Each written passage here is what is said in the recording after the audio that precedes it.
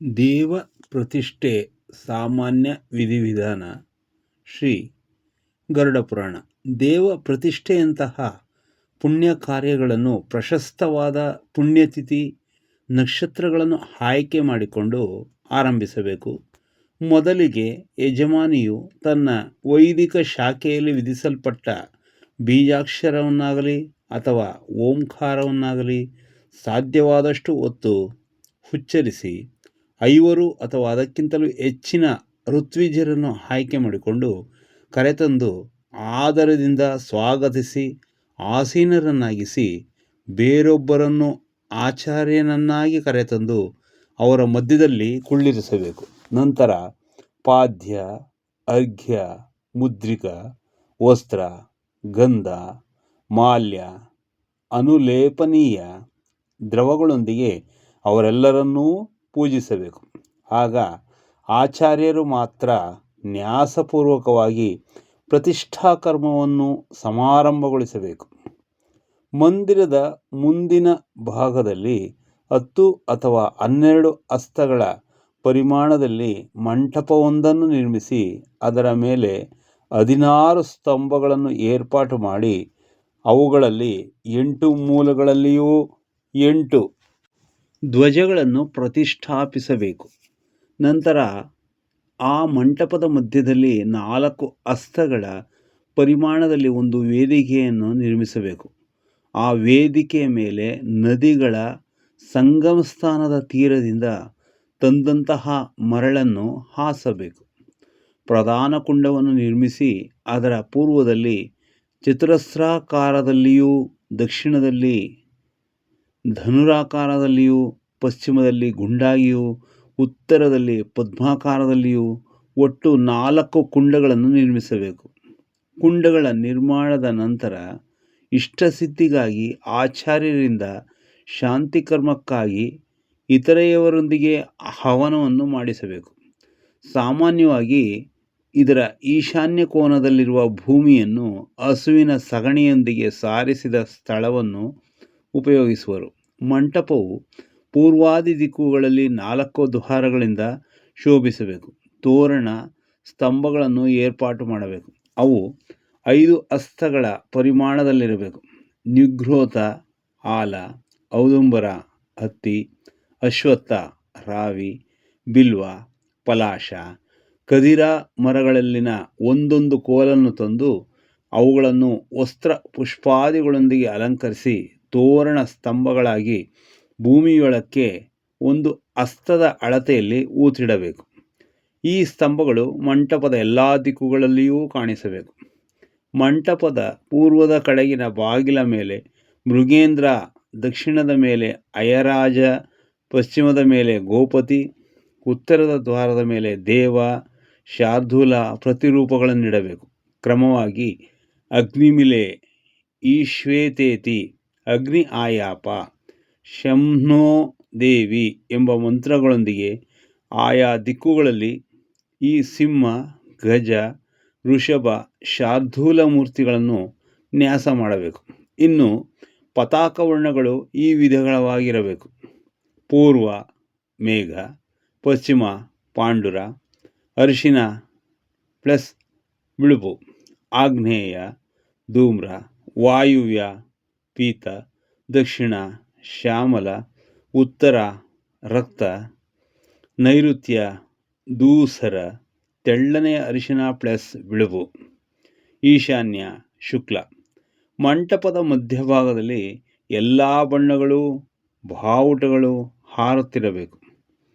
ಇಂದ್ರವಿದ್ಯೋತಿ ಎಂಬ ಮಂತ್ರದಿಂದ ಪೂರ್ವದಲ್ಲಿ ಇಂದ್ರನನ್ನು, ಸಂಸುಸ್ತಿ ಎಂಬ ಮಂತ್ರದಿಂದ ಆಗ್ನೇಯದಲ್ಲಿ ಅಗ್ನಿಯನ್ನು, ಯಮೋನಾಗ ಎಂಬ ಮಂತ್ರದಿಂದ ದಕ್ಷಿಣದಲ್ಲಿ ಯಮನನ್ನು, ರಕ್ಷೋಹಣವೇತಿ ಎಂಬ ಮಂತ್ರದಿಂದ ಪಶ್ಚಿಮದಲ್ಲಿ ವರುಣನನ್ನು, ಓಂ ವಾತೇತಿ ಎಂಬ ಮಂತ್ರದಿಂದ ವಾಯುವ್ಯದಲ್ಲಿ ವಾಯುದೇವನನ್ನು, ಉತ್ತರ ದಿಕ್ಕಿನಲ್ಲಿ ಓಂ ಅಪ್ಯಾಯ ಸ್ವೇತಿ ಎಂಬ ಮಂತ್ರದಿಂದ ಕುಬೇರನನ್ನು ಪೂಜಿಸಬೇಕು. ನಂತರ ಓಂ ತಮೀಶಾನ ಎಂಬ ಮಂತ್ರದಿಂದ ಈಶಾನ್ಯದಲ್ಲಿ ಈಶಾನನನ್ನು, ಮಂಟಪ ಮಧ್ಯಭಾಗದಲ್ಲಿ ಓಂ ವಿಷ್ಣೋ ಲೋಕೇತಿ ಎಂಬ ಮಂತ್ರದಿಂದ ವಿಷ್ಣುದೇವನನ್ನು ಪೂಜಿಸಬೇಕು. ಪ್ರತಿ ತೋರಣದ ಪಕ್ಕದಲ್ಲಿಯೂ ಎರಡರಂತೆ ಕಲಶಗಳನ್ನು ಸ್ಥಾಪಿಸಿ ವಸ್ತ್ರ ಉಪವಸ್ತ್ರಗಳಿಂದ ಅವುಗಳನ್ನು ಮುಚ್ಚಿ ಚಂದನಾದಿ ಸುಗಂಧಿತ ಪದಾರ್ಥಗಳಿಂದ ಅಲಂಕರಿಸಿ ಈ ಕೆಳಗಿನ ಮಂತ್ರಗಳೊಂದಿಗೆ ಅವುಗಳ ಮೇಲೆ ಪುಷ್ಪಾದಿಗಳಿಂದ ದಿಕ್ಪಾಲಕರನ್ನು ಪೂಜಿಸಬೇಕು. ಓಂ ತ್ರಾತಾರಮಿಂದ್ರ ಮಂತ್ರದಿಂದ ಇಂದ್ರನನ್ನು, ಓಂ ಅಗ್ನಿಮೂರ್ಧ ಎಂಬ ಮಂತ್ರದಿಂದ ಅಗ್ನಿಯನ್ನು, ಓಂ ಅಸ್ಮಿನ್ ವೃಕ್ಷ ಮಂತ್ರದಿಂದ ನಿರುತಿಯನ್ನು, ಓಂ ಕಿಂ ಚೇ ದಧಾತು ಎಂಬ ಮಂತ್ರದಿಂದ ವರುಣನನ್ನು, ಓಂ ಅಚತ್ವ ಮಂತ್ರದಿಂದ ಕುಬೇರನನ್ನು, ಓಂ ಇಮಾರುದ್ರೇತಿ ಮಂತ್ರದಿಂದ ರುದ್ರನನ್ನು ಹಾಗೂ ಇತರೆ ದಿಕ್ಪಾಲಕರನ್ನು ಪೂಜಿಸಿ ಆಚಾರ್ಯ ದೇವನು ಹೋಮ ದ್ರವ್ಯಗಳನ್ನು ಅನ್ಯ ಪೂಜಾ ಸಾಮಗ್ರಿಯನ್ನು ವಾಯುವ್ಯ ಕೋನದಲ್ಲಿ ಸ್ಥಾಪಿಸಿರಬೇಕು. ನಂತರ ಅಲ್ಲಿರುವ ಶ್ವೇತ ಶಂಖಾದಿ ಶಾಸ್ತ್ರವಿಹಿತ ಸಮಸ್ತ ವಸ್ತುಗಳನ್ನು ಆತನು ಒಮ್ಮೆ ದೀಕ್ಷೆಯಿಂದ ನೋಡಬೇಕು. ಕೂಡಲೇ ಆ ನಿಶ್ಚಿತ ದ್ರವ್ಯಗಳೆಲ್ಲವೂ ಸಂಪೂರ್ಣವಾಗಿ ಶುದ್ಧವಾಗುತ್ತದೆ. ಆಗ ಷಡಂಗನ್ಯಾಸವನ್ನು ಪ್ರಣವ ವ್ಯಾಹೃತಿ ಸಂಯುಕ್ತವಾಗಿ ಈ ರೀತಿಯಾಗಿ ಮಾಡಬೇಕು. ಓಂ ಹೃದಯಾಯ ನಮಃ, ಓಂ ಭೂಃ ಶಿರಸೇ ಸ್ವಾಹ, ಓಂ ಭುವಃ ಶಿಖಾಯೈ ವಷಟ್, ಓಂ ಸ್ವ ಕವಚಾಯ ಹುಂ, ಓಂ ಭೂರ್ಭುವಃ ಸ್ವಃ ನೇತ್ರತ್ರಯಾಯ ವೌಷಟ್, ಓಂ ಭೂರ್ಭುವಃ ಸ್ವಃ ಕರತಲ ಕರ ಪೃಷ್ಠಭ್ಯಾಂ ಪಠ್ ಎಂಬ ಮಂತ್ರಗಳನ್ನು ಪಠಿಸುತ್ತಾ ಹೃದಯ, ತಲೆ, ಜುಟ್ಟು, ಕವಚ, ಕಣ್ಣುಗಳು, ಅಂಗೈ, ದೇಹಗಳನ್ನು ಸ್ಪರ್ಶಿಸಬೇಕು. ನಂತರ ಓಂ ಅಸ್ತ್ರಾಯ ಫಟ್ ಎಂಬ ಮಂತ್ರಗಳಿಂದ ಅಸ್ತ್ರಗಳನ್ನು ನ್ಯಾಸ ಮಾಡಬೇಕು. ಈ ಒಟ್ಟಾರೆ ನ್ಯಾಸಕರ್ಮವು ಸಮಸ್ತ ವಾಂಛೆಗಳನ್ನು ಈಡೇರಿಸಬಲ್ಲದು. ಅಸ್ತ್ರ ಮಂತ್ರದ ಮೂಲಕ ಅಕ್ಷತೆಗಳನ್ನು ವಿಷ್ಠರಗಳನ್ನು ಅಭಿಮಂತ್ರಿಸಿ ಆ ವಿಷ್ಠರಗಳು ಮೂಲಕ ಯಜ್ಞ ಮಂಡಲದಲ್ಲಿಯೇ ಒಂದು ಕಡೆ ಇಟ್ಟಿಸುವ ಸಮಸ್ತ ದ್ರವ್ಯಗಳನ್ನು ಸ್ಪರ್ಶಿಸಬೇಕು. ನಂತರ ಅಸ್ತ್ರ ಮಂತ್ರದ ಅಕ್ಷತೆಗಳನ್ನು ಮಂಟಪದಲ್ಲೆಲ್ಲ ಚೆಲ್ಲಬೇಕು. ಆ ನಂತರ ಪೂರ್ವದಿಂದ ಆರಂಭಿಸಿ ಅಷ್ಟದಿಕ್ಕುಗಳಲ್ಲಿಯೂ ಆ ಅಕ್ಷತೆ ನಿಕ್ಷೇಪಿಸಿ ಸಂಪೂರ್ಣ ಯಜ್ಞಮಂಡಲವನ್ನು ಲೇಪನದಿಂದ ಒರೆಸಬೇಕು. ನಂತರ ಯಜ್ಞಗುರುಗಳು ಒಂದು ಅರ್ಘ್ಯ ಪಾತ್ರೆಯಲ್ಲಿ ಗಂಧಾದಿಯುಕ್ತ ಜಲವನ್ನು ತಂದು ಅದನ್ನು ಮಂತ್ರ ಸಮೂಹದಿಂದ ಮಂತ್ರಿಸಿ ಆ ಜಲವನ್ನು ಯಜ್ಞಮಂಟಪವೆಲ್ಲ ಚೆಲ್ಲಬೇಕು. ನಂತರ ಒಂದು ಪ್ರತಿಷ್ಠಾಪಿಸಲಾಗುತ್ತಿರುವ ದೇವರ ಹೆಸರಲ್ಲಿ ಮಂಟಪದ ಈಶಾನ್ಯ ಕೋನದಲ್ಲಿ ಕಳಸವೊಂದನ್ನು ಸ್ಥಾಪಿಸಿ ಅದರ ದಕ್ಷಿಣ ಭಾಗದಲ್ಲಿ ಅಸ್ತ್ರ ಮಂತ್ರಗಳಿಂದ ಮಂತ್ರಿಸಲ್ಪಟ್ಟಿರುವ ಕಮಂಡಲವನ್ನು ಸ್ಥಾಪಿಸಬೇಕು. ನಂತರ ಅದನ್ನು ಕಳಸವನ್ನು, ಗ್ರಹಗಳನ್ನು, ವಾಸ್ತೋಷ್ಪತ್ತಿಯನ್ನು ಆಚಾರ್ಯರು ಯಥಾರೀತಿಯಾಗಿ ಆಸನಗಳ ಮೇಲೆ ಪ್ರತಿಷ್ಠಾಪಿಸಿ ಪೂಜಿಸಿ ಹಲವು ಸಲ ಪ್ರಣವ ಮಂತ್ರವನ್ನು ಜಪಿಸಬೇಕು. ನಂತರ ಆ ಕಳಸವನ್ನು ಪಂಚರತ್ನಗಳನ್ನು ಹೊದಿಸಿರುವ 2 ವಸ್ತ್ರಗಳನ್ನು ಸುತ್ತಿ ಎಲ್ಲ ಪ್ರಕಾರಗಳ ಸುಗಂಧಗಳನ್ನು ಅದಕ್ಕೆ ಹಚ್ಚಿ ಮತ್ತೆ ಆ ಕಳಸವನ್ನು ಅಂದೇ ಪ್ರತಿಷ್ಠಾಪಿಸಲ್ಪಟ್ಟಂತಹ ದೇವರ ಚಿಕ್ಕ ಪ್ರತಿಮೆಯನ್ನು ಅದರಲ್ಲಿ ಸ್ಥಾಪಿಸಿ ಆ ಮೂರ್ತಿಯನ್ನು ಪೂಜಿಸಬೇಕು. ನಂತರ ವರ್ಧಿನಿಯನ್ನು ವಸ್ತ್ರಗಳಿಂದ ಮುಚ್ಚಿ ಅದನ್ನು ಕಳಸದೊಂದಿಗೆ ಅತ್ತ ಇತ್ತ ತಿರುಗಿಸಬೇಕು. ನಂತರ ಅದರಲ್ಲಿನ ನೀರಿನಿಂದ ಕಳಸವನ್ನು ನೆನೆಸಿ ಆ ಕಳಸಕ್ಕೆ ಮುಂದಿನ ಜಾಗದಲ್ಲಿ ಅದನ್ನು ಸ್ಥಾಪಿಸಬೇಕು. ಅವುಗಳನ್ನು ಸ್ತಂಡಿಲಗಳ ಮೇಲಿಟ್ಟು ಮೂಲ ದೇವರನ್ನು ಸಹ ಪೂಜಿಸಬೇಕು. ಬಳಿಕ ವಾಯುವ್ಯ ಕೋನದಲ್ಲಿ ಕುಂಡವೊಂದನ್ನು ಸ್ಥಾಪಿಸಿ ಅದರೊಳಕ್ಕೆ ಗಣಪತಿಯನ್ನು ಆವಾಹನೆ ಮಾಡಿ ಓಂ ಗಣಾನಾಂ ತ್ವೇತಿ ಎಂಬ ಮಂತ್ರದಿಂದ ಆತನನ್ನು ಪೂಜಿಸಬೇಕು. ಈಶಾನ್ಯ ಕೋನದಲ್ಲಿ ಮತ್ತೊಂದು ಘಟವನ್ನಿಟ್ಟು ಅದರೊಳಕ್ಕೆ ಈಶಾನನನ್ನು ಆವಾಹನೆ ಮಾಡಿ ಓಂ ವಾಸ್ತೋಷ್ಪತೆ ಎಂಬ ಮಂತ್ರದಿಂದ ಪೂಜಿಸಬೇಕು. ಕುಂಭಕ್ಕೆ ಅಂದರೆ ಕಳಸ ಮೊದಲಾದವುಗಳಿಗೆ ಪೂರ್ವದ ಕಡೆಗೆ ಭೂತಗಳಿಗೂ ಗಣದೇವತೆಗಳಿಗೂ ಬಲಿಯನ್ನು ಕೊಡುವ ವೇದಿಕೆಯನ್ನು ಆಲಂಬನ ಮಾಡಬೇಕು. ಹಚ್ಚ ಹಸುರಿನ ದರ್ಭೆಗಳನ್ನು ಓಂ ಯೋಗ ಯೋಗೇತಿ ಎಂಬ ಮಂತ್ರದಿಂದ ಸಿದ್ಧಗೊಳಿಸಿ ಸ್ನಾನಪೀಠದ ಮೇಲಿಟ್ಟು ಆಚಾರ್ಯನು, ಋತ್ವಿಜರು, ಯಜಮಾನಿಯೂ ಸೇರಿ ಪ್ರತಿಷ್ಠಾಪಿಸಲ್ಪಡುವ ದೇವಮೂರ್ತಿಯನ್ನು ಅದರ ಮೇಲೆ ಪ್ರತಿಷ್ಠಾಪಿಸಬೇಕು. ಆ ಸಮಯದಲ್ಲಿ ಆ ಪ್ರಾಂತ್ಯವೆಲ್ಲ ವೈದಿಕ ಮಂತ್ರೋಚ್ಚಾಟನೆಗಳಿಂದ, ಜಯ ಜಯ ಘೋಷಗಳಿಂದ, ವೈದಿಕ ಮಂತ್ರಗಳ ಧ್ವನಿಗಳಿಂದ ತುಂಬಿರಬೇಕು. ಸ್ನಾನಕ್ಕಾಗಿ ಆ ದೇವತಾಮೂರ್ತಿಯನ್ನು ಪೀಠ ಸಹಿತವಾಗಿ ಬ್ರಹ್ಮರಥದ ಮೇಲೆ ಮಂಟಪಕ್ಕೆ ಈಶಾನ್ಯ ಕೋನದಲ್ಲಿ ಅವಸ್ಥಿತಗೊಳಿಸಬೇಕು. ನಂತರ ಓಂ ಭದ್ರಂ ಕರ್ಣೇತಿ ಎಂಬ ಮಂತ್ರವನ್ನು ಪೂರ್ತಿಯಾಗಿ ಪಠಿಸುತ್ತಾ ಸ್ನಾನವನ್ನು ಮಾಡಿಸಿ ಆ ಮೂರ್ತಿಯನ್ನು ಯಜ್ಞೀಯ ಸೂತ್ರದೊಂದಿಗೆ ಆಗಲಿ ವಲ್ಕಲ ವಸ್ತ್ರದೊಂದಿಗೆ ಆಗಲಿ ಶುಭ್ರವಾಗಿ ಒರೆಸಿ ತೂರ್ಯಾದಿ ವಾದ್ಯಮಂತ್ರಗಳನ್ನು ಮೊಳಗಿಸುತ್ತಾ ಆ ದೇವತಾ ಮೂರ್ತಿಗೆ ಲಕ್ಷ್ಮಣೋದ್ವಾರ ಅಂದರೆ ನಾಮಕರಣವನ್ನು ಮಾಡಬೇಕು. ಒಂದು ಕಂಚು ಅಥವಾ ತಾಮ್ರದ ಪಾತ್ರೆಯಲ್ಲಿ ಜೇನುತುಪ್ಪ ಮತ್ತು ತುಪ್ಪ ಮಿಶ್ರಣವನ್ನು ತಯಾರಿಸಿಕೊಂಡು ಅಂಜನವನ್ನಾಗಿ ಮಾಡಿಕೊಂಡು ಅದನ್ನು ಚಿನ್ನದ ತಗಡಿನಲ್ಲಿ ತಂದು ಆ ಪ್ರತಿಮೆಯ ಕಣ್ಣುಗಳಿಗೆ ಹಲವು ಬಾರಿ ಅಂಜನವನ್ನು ಹಚ್ಚಬೇಕು. ಈ ವಿಧವಾಗಿ ಹಚ್ಚುವಾಗ ಓಂ ಅಗ್ನಿರ್ಜ್ಯೋತೇತಿ ಎಂಬ ಮಂತ್ರದಿಂದ ದೇವರನ್ನು ಅಥವಾ ದೇವತೆಯ ನೇತ್ರಗಳನ್ನು ಒರೆಸುತ್ತಿರಬೇಕು. ನಾಮಕರಣವನ್ನು ಯಜಮಾನಿಯೂ ಮಾಡಬೇಕು.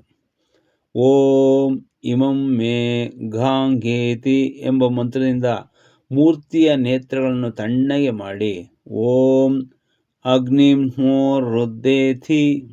ಎಂಬ ಮಂತ್ರದಿಂದ ಹುತ್ತದಿಂದ ತಂದಿಟ್ಟಿರುವ ಮಣ್ಣನ್ನು ದೇವತಾಮೂರ್ತಿಗೆ ಅರ್ಪಿಸಿ ಅಶ್ವತ್ಥ, ಕಬ್ಬು, ಆಲ, ಮೋತುಕ, ನೇರಳೆಗಳಿಂದ ತಯಾರಿಸಲ್ಪಟ್ಟಂತಹ ಪಂಚ ಕಷಾಯವನ್ನು ತಯಾರಿಸಿ ಓಂ ಯಜ್ಞೇತಿ ಎಂಬ ಮಂತ್ರದ ಮೂಲಕ ಸ್ನಾನ ಮಾಡಿಸಬೇಕು. ನಂತರ ಪಂಚಗವ್ಯಗಳಿಂದ ಸ್ನಾನ ಮಾಡಿಸಿ ಸಹದೇವಿ, ಬಲ, ಶತಮಾಲಿ, ಶತಾವರಿ, ಘೃತಕುಮಾರಿ, ಗುಳೂಚಿ, ಸಿಂಹಿ, ವ್ಯಾಘ್ರಿ ಎಂಬ ಬೆರಳುಗಳ ಔಷಧಿಯನ್ನು ತಯಾರಿಸಿ ನೀರಿನೊಂದಿಗೆ ಬೆರೆಸಿ ಓಂ ಯಾ ಓಷಧಿತಿ ಎಂಬ ಮಂತ್ರದಿಂದ ಸ್ನಾನ ಮಾಡಿಸಬೇಕು. ಆನಂತರ ಓಂ ಯಾಹ ಫಲನೀತಿ ಎಂಬ ಮಂತ್ರದ ಮೂಲಕ ಫಲಸ್ನಾನವನ್ನು ಮಾಡಿಸಬೇಕು. ಓಂ ದೃಪದಾಧಿವೇತಿ ಎಂಬ ಮಂತ್ರದಿಂದ ವಿದ್ವಾಂಸರಿಗೆ ಅಭ್ಯಂಗನ ಸ್ನಾನವನ್ನು ಮಾಡಿಸಬೇಕು. ಉತ್ತರಾದಿ ದಿಕ್ಕುಗಳಲ್ಲಿ ಕಳಸಗಳಿಂದ ಅವುಗಳಲ್ಲಿ ವಿವಿಧ ರತ್ನಗಳ ಸಪ್ತಧ್ಯಾನಗಳನ್ನು, ಶತಪುಷ್ಟಿಕ, ಸೋಂಪು ಅಂತಹ ಔಷಧಿಯನ್ನು ನಿಕ್ಷೇಪಿಸಬೇಕು. ಆ ನಂತರ 4 ಸಮುದ್ರಗಳನ್ನು, 4 ದಿಕ್ಕುಗಳ ದೇವತೆಗಳನ್ನು ಅವುಗಳಲ್ಲಿ ಆವಾಹನೆ ಮಾಡಬೇಕು. 4 ಕಲಸಗಳನ್ನು ಬೇರೆ ಬೇರೆಯಾಗಿ ಹಾಲು, ಮೊಸರು, ಎಳನೀರು, ತುಪ್ಪವನ್ನು ಸ್ವಲ್ಪ ನೀರಿನೊಂದಿಗೆ ಬೆರೆಸಿ ಆ ಕುಂಭಗಳಲ್ಲಿ ಸುರಿದು ಕ್ರಮವಾಗಿ ಅಪ್ಯಾಯಸ್ಯ ದಧಿಕ್ರಾವ್ನೋ ಯ ಬಶತಿ ತೇಜೋಸಿ ಎಂಬ ಮಂತ್ರಗಳಿಂದ ಅಭಿಮಂತ್ರಿಸಿ ಅವುಗಳನ್ನು ಚತುಸ್ಸಮುದ್ರಗಳೆಂದು ಭಾವಿಸಿ ಅವುಗಳಿಂದ ದೇವರ ಪ್ರತಿಮೆಗೆ ಸ್ನಾನವನ್ನು ಮಾಡಿಸಬೇಕು. ನಂತರ ದೇವರ ಪ್ರತಿಮೆಯನ್ನು ವೇಷಭೂಷಣಗಳೊಂದಿಗೆ ಅಲಂಕರಿಸಿ ಗುಗ್ಗಿಲ ಧೂಪವನ್ನು ಹಾಕಬೇಕು. ನಂತರ ಅವೇ ಕುಂಭಗಳನ್ನು ಮಂತ್ರಿಸಿ ಅವುಗಳಲ್ಲಿ ಭೂಮಿಯ ಮೇಲಿರುವ ಸಮಸ್ತ ತೀರ್ಥ, ನದಿ, ಸಮುದ್ರ, ಜಲವನ್ನು ಆವಾಹನೆ ಮಾಡಿ ಓಂ ಯಾ ಓಷಧೀತಿ ಮಂತ್ರದ ಮೂಲಕ ಮಂತ್ರಿಸಿ ಮತ್ತೆ ದೇವರ ಪ್ರತಿಮೆಯನ್ನು ಅಭಿಷೇಕಿಸಬೇಕು. ಈ ಅಭಿಷೇಕಾವಶಿಷ್ಟ ಜಲವನ್ನು ಅಂದರೆ ಉಳಿದ ಜಲವನ್ನು ತೆಗೆದುಕೊಂಡು ಸ್ನಾನ ಮಾಡಿದವರಿಗೆ ಸರ್ವ ಪಾಪಗಳಿಂದ ವಿಮುಕ್ತಿ ಉಂಟಾಗುತ್ತದೆ. ಸರ್ವಸಾಗರ ಸ್ನಾನವನ್ನು ಪ್ರತಿಮೆಗೆ ಮಾಡಿದ ನಂತರ ಅರ್ಘ್ಯವನ್ನು ಪ್ರದಾನ ಮಾಡಿ ಓಂ ಗಂಧಾದ್ವಾರೇತಿ ಎಂಬ ಮಂತ್ರದ ಮೂಲಕ ಸುಗಂಧಿತ ಚಂದನಾದಿ ಪದಾರ್ಥಗಳಿಂದ ಪ್ರತಿಮೆಯನ್ನು ಅನುಲೇಪಿತ ಮಾಡಬೇಕು. ಶಾಸ್ತ್ರವಿಹಿತವಾಗಿ ದೇವಮೂರ್ತಿಯನ್ನು ನ್ಯಾಸ ಮಾಡಬೇಕು. ಓಂ ಇಮಂ ವಸ್ತ್ರೇತಿ ಎಂಬ ಮಂತ್ರವನ್ನು ಪಠಿಸುತ್ತಾ ಮೂರ್ತಿಗೆ ವಸ್ತ್ರವನ್ನು ತೊಟ್ಟು ಓಂ ಕವಿ ಹಾವಿತಿ ಎಂಬ ಮಂತ್ರವನ್ನು ಉಚ್ಚರಿಸುತ್ತಾ ಅದನ್ನು ಮಂಟಪದ ಮೇಲಕ್ಕೆ ತಂದು ಓಂ ಶಂಭವಾಯೇತಿ ಮಂತ್ರದಿಂದ ಶಯ್ಯೆಯ ಮೇಲೆ ಸ್ಥಾಪಿಸಬೇಕು. ಓಂ ವಿಶ್ವಶೃಕ್ಷ ಮಂತ್ರವನ್ನು ಉಚ್ಚರಿಸುತ್ತಾ ಎಲ್ಲ ಪೂಜಾ ವಿಧಾನವನ್ನು ಪರೀಕ್ಷಿಸಿಕೊಂಡು ಮುಚ್ಚಲ್ಪಟ್ಟಂತಹ ಸ್ವರ್ಣಯುಕ್ತವಾದ ಓಂಕಾರವನ್ನು ಪವಿತ್ರೀಕರಿಸಲ್ಪಟ್ಟ ಕಲಶವನ್ನು ಸ್ಥಾಪಿಸಬೇಕು. ನಂತರ ಕಳಸಕ್ಕೆ ಹತ್ತಿರದಲ್ಲಿಯೇ ಕುಳಿತು ಆಚಾರ್ಯನು ವೇದ ಮಂತ್ರೋಚ್ಚಾರಣೆಯನ್ನು ಮಾಡುತ್ತಾ ಅಗ್ನಿಯನ್ನು ಸ್ಥಾಪಿಸಬೇಕು. ಋಗ್ವೇದ ತಜ್ಞನಾದ ಆಚಾರ್ಯನೊಬ್ಬನು ಪೂರ್ವದ ಕಡೆ ಇರುವ ಕುಂಭದ ಸಮೀಪದಲ್ಲಿ ಕುಳಿತು ಶ್ರೀ ಸೂಕ್ತ ಪವಮಾನ ಸೂಕ್ತವನ್ನು ಪಠಿಸಬೇಕು. ಕುಂಭದ ದಕ್ಷಿಣದ ಕಡೆಗೆ ಅಥರ್ವಯ್ಯನು, ಯಜುರ್ವೇದ ತಜ್ಞನಾದ ಆಚಾರ್ಯನು ರುದ್ರ ಸೂಕ್ತವನ್ನು ಪುರುಷ ಸೂಕ್ತವನ್ನು ಪಾರಾಯಣ ಮಾಡಬೇಕು. ಕುಂಭಕ್ಕೆ ಪಶ್ಚಿಮದ ಕಡೆ ಇರುವ ಸಾಮವೇದಿ ಆಚಾರ್ಯನು ವೇದವ್ರತ, ವಾಮದೇವ್ಯ, ಜ್ಯೇಷ್ಠನಾಮ, ರತಂತರ, ಬೇರುಂಡ ನಾಮಗಳನ್ನು ಪಠಿಸಬೇಕು. ಅದೇ ರೀತಿ ಕುಂಭದ ಉತ್ತರದ ಕಡೆ ಇರುವ ಅಥರ್ವ ವೇದಜ್ಞನಾದ ಆಚಾರ್ಯನು ಅಥರ್ವ ಶಿರಸ್ ಕುಂಭ ಸೂಕ್ತ, ನೀಲರುದ್ರ ಸೂಕ್ತ, ಮೈತ್ರ ಸೂಕ್ತಗಳನ್ನು ಪಾರಾಯಣ ಮಾಡಬೇಕು. ಆಗ ಆಚಾರ್ಯನು ಅಸ್ತ್ರ ಮಂತ್ರಗಳ ಮೂಲಕ ಕುಂಭವನ್ನು ಚೆನ್ನಾಗಿ ಸಂಪ್ರೋಕ್ಷಿಸಿ ಸ್ವಶಕ್ತಿಯಂತೆ ತಾಮ್ರ ಅಥವಾ ಇತರೆ ಧಾತು ನಿರ್ಮಿತ ಪಾತ್ರೆಯಲ್ಲಿ ಅಗ್ನಿಯನ್ನು ತೆಗೆದುಕೊಂಡು ದೇವತಾಮೂರ್ತಿಗೆ ಎದುರಾಗಿ ಇಡಬೇಕು. ಆ ನಂತರ ಅಮೃತೀಕರಣ ಮಾಡಬೇಕು. ಅಂದರೆ ಕವಚ ಮಂತ್ರಗಳೊಂದಿಗೆ ಅಗ್ನಿಯನ್ನು ಹತ್ತಿಸಬೇಕು. ನಂತರ ಅದನ್ನು ವೇದ ಮಂತ್ರಗಳು ಪಠಿಸುತ್ತಾ ಪಾತ್ರೆಯೊಂದಿಗೆ ಸಹ ಕುಂಭಕ್ಕೆ 4 ಕಡೆಗಳಲ್ಲಿಯೂ ಸುತ್ತಿ ಈ ಸಲ ವೈಷ್ಣವ ಯಾಗದಿಂದ ಮತ್ತಷ್ಟು ಅಗ್ನಿಯನ್ನು ಹೆಚ್ಚಿಸಿ ಆ ಪಾತ್ರೆಯೊಂದಿಗೆ ಸಹ ಅಗ್ನಿಯನ್ನು ಕುಂಭ ಮಧ್ಯದಲ್ಲಿ ಸ್ಥಾಪಿಸಬೇಕು. ದಕ್ಷಿಣದ ಕಡೆ ಬ್ರಹ್ಮನನ್ನು, ಉತ್ತರದಲ್ಲಿ ಪ್ರಣೀತವನ್ನು ಸ್ಥಾಪಿಸಿ 4 ದಿಕ್ಕುಗಳಲ್ಲಿಯೂ ಕುಶ ವಿಷ್ಟರಗಳನ್ನು ಚೆಲ್ಲಿ ಪರಿಧಿಯನ್ನು ಏರ್ಪಾಟು ಮಾಡಬೇಕು. ಆಗ ಗುರುಗಳು ತ್ರಿಮೂರ್ತಿಗಳನ್ನು ಪೂಜಿಸಿ ದರ್ಭೆಗಳಿಗಾಗಿ ಅಗ್ನಿಯನ್ನು ಇಟ್ಟು ದರ್ಭೆ ಜಲದಿಂದಲೇ ಸಂಪ್ರೋಕ್ಷಣೆಯನ್ನು ಮಾಡಬೇಕು. ಏಕೆಂದರೆ ದರ್ಭೆಗಳೊಂದಿಗೆ ಮಂತ್ರದ ಸಹಾಯದ ಅವಶ್ಯಕತೆ ಇಲ್ಲದೆಯೇ ಯಾವುದನ್ನಾದರೂ ಪವಿತ್ರೀಕರಿಸಬಹುದು. ಅಗ್ನಿಯಲ್ಲಿಟ್ಟು ತೆಗೆದಿಟ್ಟಿರುವ ದರ್ಭೆಗಳ ಮೇಲೆ ದೇವತೆಗಳು ಸ್ವತಃ ಬಂದು ಕುಳಿತುಕೊಳ್ಳುತ್ತಾರೆ. ಅಗ್ನಿಯನ್ನು ಈ ವಿಧವಾಗಿ ಪವಿತ್ರೀಕರಿಸಿದ ನಂತರ ಆಚಾರ್ಯನು ಹಜ್ಯ ಸಂಸ್ಕಾರವನ್ನು ಮಾಡಬೇಕು. ಮೊದಲಿಗೆ ತುಪ್ಪವನ್ನು ಅಹಪಯೋಗ್ಯ ಮಾಡಿಕೊಂಡು, ಅಂದರೆ ಹಂತ ಹಂತವಾಗಿ ಅವೇಕ್ಷಣ, ನಿರೀಕ್ಷಣ, ನೀರಾಜನ, ಅಭಿಮಂತ್ರಣಗಳನ್ನು ಮಾಡಿ ಹವನಕ್ಕೆ ಮುಂಚೆ ಅಭಿಘೋರ ಎಂಬ ಯಜ್ಞ ಕಾರ್ಯವನ್ನು ಮುಗಿಸಬೇಕು. ನಂತರ ತುಪ್ಪದಿಂದ 5ರಂತೆ ಆಹುತಿಗಳನ್ನು 2 ಸಲ ಕೊಡಬೇಕು. ಈಗ ಎಲ್ಲ ಅಗ್ನಿ ಸಂಸ್ಕಾರಗಳನ್ನು ಗರ್ಭದಾನದಿಂದ ಗೋದಾನ ಪರ್ಯಂತವೂ ಮಾಡಿ ಆಚಾರ್ಯನು ತನ್ನ ವೇದ ಶಾಖವಿಹಿತ ಮಂತ್ರಗಳಿಂದಾಗಲಿ ಪ್ರಣವದಿಂದಾಗಲಿ ಆಹುತಿಯನ್ನು ಪ್ರದಾನ ಮಾಡಬೇಕು. ಕೊನೆಯದಾಗಿ ಆಚಾರ್ಯನೇ ಪೂರ್ಣಾಹುತಿಯನ್ನು ಸಹ ಮಾಡಬೇಕು. ಪೂರ್ಣಾಹುತಿಯಿಂದಲೇ ಯಜಮಾನಿಯ ಕೋರಿಕೆಗಳೆಲ್ಲವೂ ನೆರವೇರುತ್ತದೆ. ಈ ವಿಧವಾಗಿ ವೇದ ವಿಹಿತವಾಗಿ ಉತ್ಪನ್ನವಾದ ಅಗ್ನಿಯು ಎಲ್ಲ ಕಾರ್ಯಗಳನ್ನು ಸಿದ್ಧಿಸುವಂತೆ ಮಾಡುತ್ತದೆ. ಆದ್ದರಿಂದ ಅದನ್ನು ಮತ್ತೆ ಪೂಜಿಸಿ ಎಲ್ಲ ಕುಂಭಗಳಲ್ಲಿಯೂ ಪ್ರತಿಷ್ಠಾಪಿಸಬೇಕು. ಪ್ರತಿ ಕುಂಭದ ಬಳಿಯಲ್ಲಿ ಋತ್ವಿಕರು ಅವರವರ ಶಾಖಾಮಂತ್ರಗಳಿಂದ ಇಂದ್ರಾದಿ ದೇವತೆಗಳೆಲ್ಲರಿಗೂ 100ರಂತೆ ಆಹುತಿಗಳನ್ನು ಪ್ರದಾನ ಮಾಡಬೇಕು. ಪೂರ್ಣಾಹುತಿಯನ್ನು ಅರ್ಪಿಸಿ ಮತ್ತೆ ಆ ದೇವತೆಗಳೆಲ್ಲರಿಗೂ ಒಂದೊಂದು ಆಹುತಿಯನ್ನು ಕೊಡಬೇಕು. ಪ್ರತಿ ಹೋತನು ತಾನು ಅನುಷ್ಠಾಪಿಸಿದ ಅಜ್ಯಾಹುತಿಗಳ ಶೇಷ ಭಾಗವನ್ನು ಯಥಾರೀತಿಯಾಗಿ ಕಳಶಗಳಲ್ಲಿ ಅರ್ಪಿಸಬೇಕು. ಆಗ ಆಚಾರ್ಯನು ದೇವತಾ ಮಂತ್ರ ಅಗ್ನಿ ಸಹಿತವಾಗಿ ತಾದಾತ್ಮ ಭಾವನೆಯಿಂದ ಮತ್ತೆ ಪೂರ್ಣಾಹುತಿಯನ್ನು ಕೊಡಿಸಬೇಕು. ಆಚಾರ್ಯನು ಯಜ್ಞಮಂಡಲದಿಂದ ಮೇಲೆ ಬಂದು ಸರ್ವ ದೇವತೆಗಳಿಗೂ ಬಲಿಯನ್ನು ಕೊಡಬೇಕು. ಭೂತಗಳಿಗೂ ನಾಗಗಳಿಗೂ ಸಹ ಬಲಿಯನ್ನು ಕೊಡಬೇಕು. ನಿಜಕ್ಕೂ ತಿಲಗಳು ಸಮಿಧೆಗಳನ್ನು ಮಾತ್ರವೇ ವಿಹಿತ ಹೋಮ ಪದಾರ್ಥಗಳೆನ್ನುವರು. ತುಪ್ಪವು ಅವೆರಡಕ್ಕೂ ಸಹಯೋಗವನ್ನು ಮಾಡುತ್ತದೆ. ಅದರ ಪ್ರಾಮುಖ್ಯತೆಗೆ ಕಾರಣ ಅದು ಇಲ್ಲದಿದ್ದರೆ ಹನೀಯ ದ್ರವ್ಯ ಅಕ್ಷಯವಾಗದೇ ಇರುವುದು.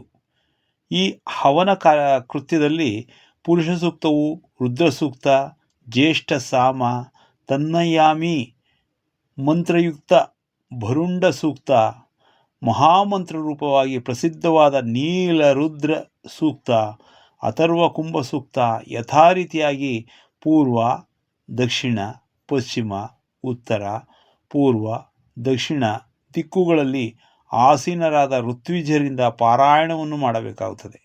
ಈ ಹವನ ಕ್ರಮದಲ್ಲಿ ಒಂದೊಂದಕ್ಕೂ ಸಹಸ್ರಾಹುತಿಗಳನ್ನು ಮಾಡಬೇಕು. ಈ ಆಹುತಿಗಳಲ್ಲಿ ವೇದ ಮಂತ್ರಗಳು, ದೇವತಾ ಮಂತ್ರಗಳು, ವೇದ ಶಾಖೆಗಳ ಮಂತ್ರಗಳು, ಗಾಯತ್ರಿ ಮಂತ್ರ ಎಲ್ಲ ವ್ಯಾಹೃತಿಗಳಿಂದ ಪ್ರಣವ ಸಹಿತವಾಗಿ ಘೋಷಿಸಲ್ಪಡಬೇಕು. ಆಯಾ ದೇವತೆಗಳಿಗೆ ಶಿರೋ, ಮಧ್ಯ, ಪಾದ ಭಾಗಗಳಿಗೆ ಈ ಆಹುತಿಗಳು ತಲುಪುತ್ತಿದ್ದಂತೆ ಕಾಣಿಸುತ್ತಿದ್ದಂತೆಯೇ ಭಾವಿಸಿಕೊಂಡು ಹೆಚ್ಚು ಉತ್ಸಾಹದಿಂದ ಈ ಕರ್ಮವನ್ನು ಮಾಡಬೇಕು. ಕೊನೆಯದಾಗಿ ಹೋತ ತಾನೇ ದೇವರೆಂದು ತಿಳಿಯಬೇಕು. ಆಚಾರ್ಯನು ಈ ಕೆಳಗಿನ ಮಂತ್ರಗಳಿಂದ ದೇವ ವಿಗ್ರಹ ನ್ಯಾಸವನ್ನು ಮಾಡಬೇಕು. ಓಂ ಅಗ್ನಿಮೀಲೆ 2 ಪಾದಗಳು, ಓಂ ಇಷೇತ್ವೇತಿ ಹಿಮ್ಮಡಿಗಳು, ಓಂ ಅಗ್ನಹಾಯಾಹಿ ಜಗನ, ಓಂ ಶಂ ನೋ ದೇವಿ ಮೊಣಕಾಲುಗಳು, ಓಂ ಬೃಹದಂತರಃ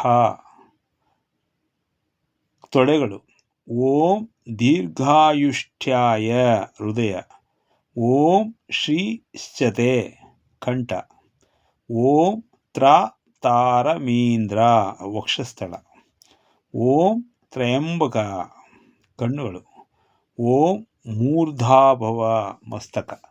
ಈ ಮಂತ್ರಗಳನ್ನು ಪೂರ್ತಿಯಾಗಿ ಪಡಿಸುತ್ತಿರುವಷ್ಟು ಕಾಲ ಭಗವಂತನ ಆಯಾ ಅಂಗಗಳನ್ನು ನ್ಯಾಸ ಮಾಡಿಕೊಂಡು ಅರ್ಥ ಇನ್ನೂ ಲಗ್ನ ಮುಹೂರ್ತದಲ್ಲಿ ಹವನವನ್ನು ಮಾಡಬೇಕು.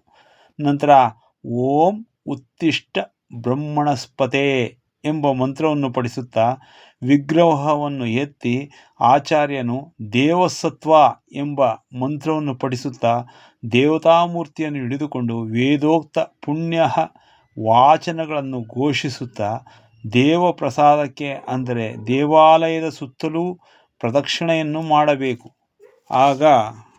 ಆಗ ವಿವಿಧ ರತ್ನ, ವಿವಿಧ ಧಾತು, ತಾಲೌಹ ದ್ರವ್ಯ ಯಥಾವಿಧಿಯಾಗಿ ಅನೇಕ ಪ್ರಕಾರಗಳ ಸಿದ್ಧ ಬೀಜಗಳೊಂದಿಗೆ ದಿಕ್ಪಾಲಕರಿಗೂ ಅನೇಕ ಇತರೆ ದೇವತೆಗಳಿಗೂ ಪ್ರದಕ್ಷಿಣೆಯನ್ನು ಹಾಕಬೇಕು. ಅಷ್ಟರಲ್ಲಿ ದೇವ ವಿಗ್ರಹವನ್ನು ಯಥಾಸ್ಥಾನದಲ್ಲಿ ಪ್ರತಿಷ್ಠಾಪಿಸಬೇಕು. ವಿಗ್ರಹವನ್ನು ಯಾವಾಗಲೂ ಸಹ ಗರ್ಭಗುಡಿಯ ಮಧ್ಯದಲ್ಲಿ ಅಂದರೆ ಗರ್ಭದಲ್ಲಿಯೇ ಪೂರ್ತಿಯಾಗಿ ಪ್ರತಿಷ್ಠಾಪಿಸಬಾರದು. ಹಾಗೆಂದರೆ ಗರ್ಭಕ್ಕೆ ದೂರವಾಗಿಯೂ ಇರಬಾರದು. ಎಳ್ಳಷ್ಟು ಸ್ವಲ್ಪ ಉತ್ತರದ ಕಡೆ ಇರಬೇಕು. ಓಂ ಸ್ಥಿರೋಭವ ಶಿವೋಭವ ಪ್ರಜಾಭ್ಯಶ್ಚ ನಮೋನ್ನಮಃ ದೇವಸ್ಯ ತಾತ್ವಾಸವಿತು ಮೊದಲಾದ ಮಂತ್ರಗಳಿಂದ ಆಚಾರ್ಯನು ಯಥಾವಿಧಿಯಾಗಿ ವಿನ್ಯಾಸಗಳನ್ನು ಅಭಿಮಂತ್ರಿಸಬೇಕು.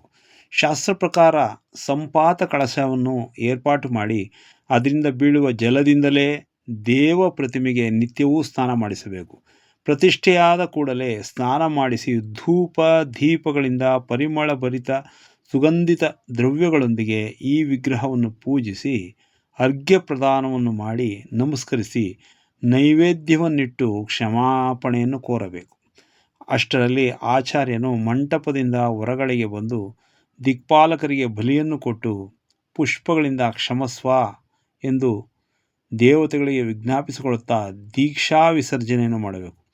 ಈ ವಿಧವಾಗಿ ಯಜ್ಞವು ಮುಗಿಯುತ್ತಲೇ ಆಚಾರ್ಯನಿಗೆ ಕಪಿಲಧೇನು, ಮುಕುಟ, ಕುಂಡಲ, ಛತ್ರಿ, ಕೇಯೂರ, ಕಟಿಸೂತ್ರ, ವ್ಯಜನ ಅಂದರೆ ಪಂಕ, ವಸ್ತ್ರಾದಿ ವಸ್ತುಗಳನ್ನು, ಗ್ರಾಮ ಅಲಂಕೃತ ಭವನ ಇವೆಲ್ಲವನ್ನೂ ದಾನ ಮಾಡಬೇಕು. ಅದೇ ದಿನ ಅಲ್ಲಿರುವವರಿಗೆಲ್ಲ ಅನ್ನಸಂತರ್ಪಣೆಯನ್ನು ಮಾಡಿಸಬೇಕು. ಈ ರೀತಿ ಮಾಡಿದ ಯಜಮಾನಿಯು ಕೃತಾರ್ಥನಾಗುವನು. ವಾಸುದೇವನ ಪ್ರಸನ್ನತೆಯಿಂದ ಆತನಿಗೆ ಮುಕ್ತಿಯೂ ಸಹ ಪ್ರಾಪ್ತಿಯಾಗುತ್ತದೆ.